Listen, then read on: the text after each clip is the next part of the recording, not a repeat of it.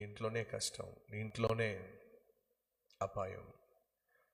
అర్థం ఏమిటయ్యా అంటే, దేవుడిచ్చిన సేవ మనం చేయకుండా ఇంటిలో కాలక్షేపం చేస్తే అంత మంచిది కాదు.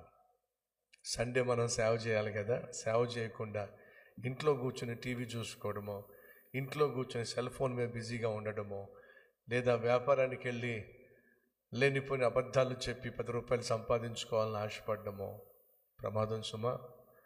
నువ్వు దేవుని ఇచ్చిన బాధ్యతను మరిచి నువ్వు ఎక్కడికి వెళ్ళి ఏం చేస్తావో అక్కడే నీకు చెప్పండి అపాయం పొంచి ఉంటుంది.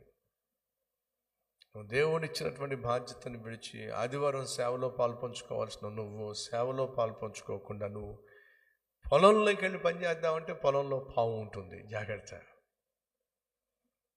వ్యాపారానికి వెళ్ళి వ్యాపారం చేద్దామంటే వ్యాపారంలో అపాయం ఉంటుంది, జాగ్రత్త. ఇంకొకటి వెళ్ళి చేద్దామని అనుకుంటే అక్కడ నీకు ప్రమాదం పొంచి ఉంటుంది, జాగ్రత్త.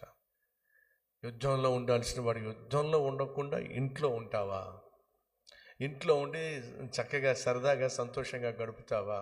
సరే, అయితే ఇంటిలోనే సరదా కోసం ఆశపడ్డావుగా, సరే, ఎలా ఏడిపించాలో నాకు బాగా తెలుసు.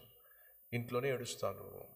దావీదు ఎక్కడ సంబరపడాలనుకున్నాడో అక్కడేనండి సంతాపంతో నిండిపోయాడు 20 సంవత్సరాలు.